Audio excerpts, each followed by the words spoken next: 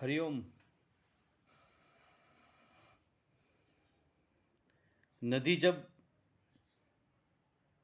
वर्षा जल की अधिकता के कारण अपने तटबंधों को तोड़ती हुई आगे बढ़ती है, तो उसके मार्ग में जो भी आता है उसको वो बहा के ले जाती है।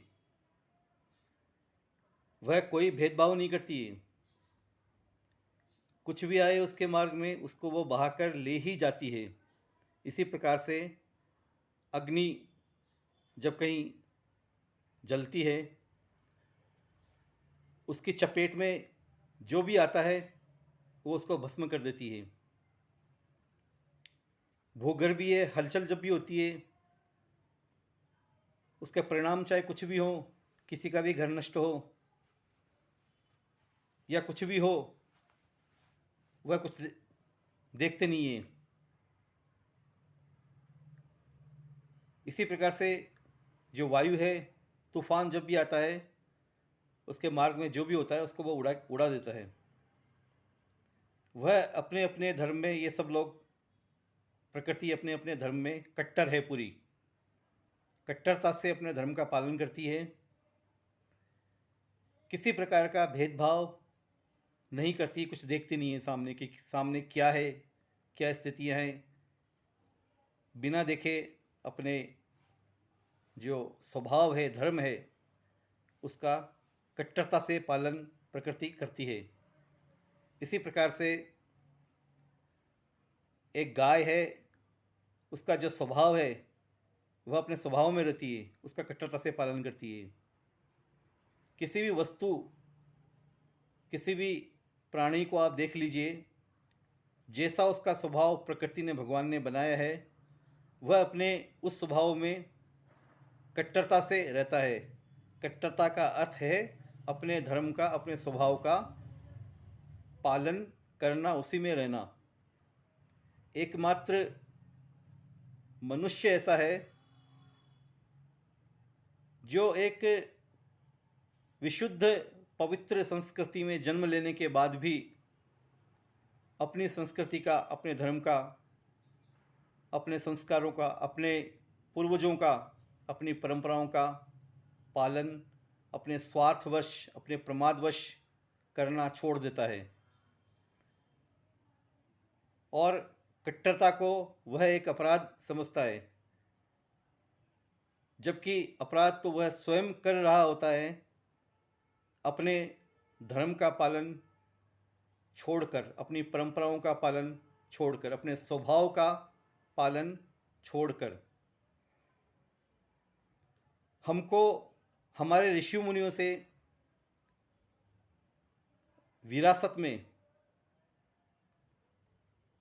जो श्रेष्ठ संस्कृति, श्रेष्ठ धर्म, श्रेष्ठ विज्ञान प्राप्त हुआ है, उसका हमको पालन करना ही चाहिए। पालन नहीं करके हम एक अपराध कर रहे हैं उनके प्रति, अपने देश के प्रति। आज हिंदू संस्कृति में जन्म लिए हुए, भारत में जन्मे हुए लोग यह कहते हैं कि हम कट्टर नहीं बनना चाहते, सब एक हैं। इसलिए अपना वैशिष्ट्य छोड़कर और जो सब तरफ कचरा फैला हुआ है वैसे ही हम बन जाएं, यह महामूर्खता है। अपनी संतान को आज हम अपने ऋषि मुनि के ज्ञान का जो भंडार है उससे परिचित नहीं करवाते हैं, जबकि सहज रूप से उन बच्चों का अधिकार उस संपत्ति पर है। पर आज वह हमारी संपत्ति उपेक्षा की शिकार है, और उससे उनका कुछ बिगड़े न बिगड़े, हम बहुत बड़ी एक हानि हानि को साथ लेकर चल रहे हैं। हम बहुत बड़ी एक भाग्यहीनता को साथ में लेकर चल रहे हैं। इसलिए हमारा ये कर्तव्य है, ऋषि मुनियों की सनातन धारा का जो ज्ञान है उसे हम स्वयं पढ़ें, अपने बच्चों को पढ़ाएं। आजकल तो यह सुविधा बहुत अधिक हो गई है कि एक छोटा शिशु है, उसको भी अपनी संस्कृति से हम परिचित करवाने के लिए सुंदर सुंदर अच्छी अच्छी पुस्तकें, जो वह शिशु भी समझ सके, इस प्रकार चित्रमय झांकी के रूप में उपलब्ध हैं। सब आयु वर्ग के लिए ये ग्रंथ पुस्तकें उपलब्ध हैं। उसके बाद भी हम यदि इनसे दूरी बनाते हैं और अपने आप को महान समझते हैं तो ये हमारा एक दुर्भाग्य ही कहा जाएगा। बंधुओं, अपने धर्म के प्रति, अपने आप के प्रति कट्टर होना ही पड़ता है। उसके बिना जीवन में कुछ भी प्राप्त नहीं होता। एक विद्यार्थी यदि सारी इच्छाओं को त्याग कर, मौज मस्ती को त्याग कर यदि पढ़ने नहीं बैठेगा, कट्टरतापूर्वक, कट्टरता का अर्थ है दृढ़ता, तो वो आगे बढ़ नहीं पाएगा। वह अपने मन के हिसाब से चलेगा, मौज मस्ती करेगा, तो पढ़ाई छूट जाएगी। इसी प्रकार से कुछ भी सीखने के लिए पता नहीं क्या क्या त्याग करना पड़ता है, समय का समर्पण करना पड़ता है, ध्यान लगाना पड़ता है, एकाग्रता लगानी पड़ती है।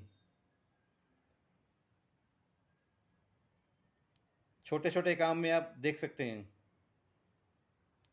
इसलिए अपने आप को ऊंचा उठाने के लिए जो हमारे ऋषि मुनि, जिन्होंने चरम सीमा तक अपना विकास किया है, ज्ञान प्राप्त किया है, उसको हम उनके वंशज होते हुए भी छोड़ दें, ये बड़ी एक विडंबना है। हमको तो वो अपनाना चाहिए और उसी ज्ञान से हमको ऊंचाइयों को छूना चाहिए।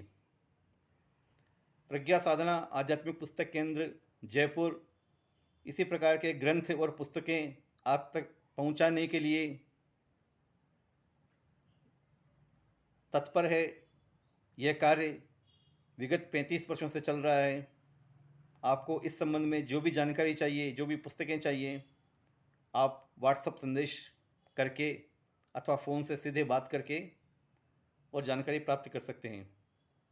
हमारा फ़ोन नंबर 9829547773 है, 98 295 477 73। हरिओम।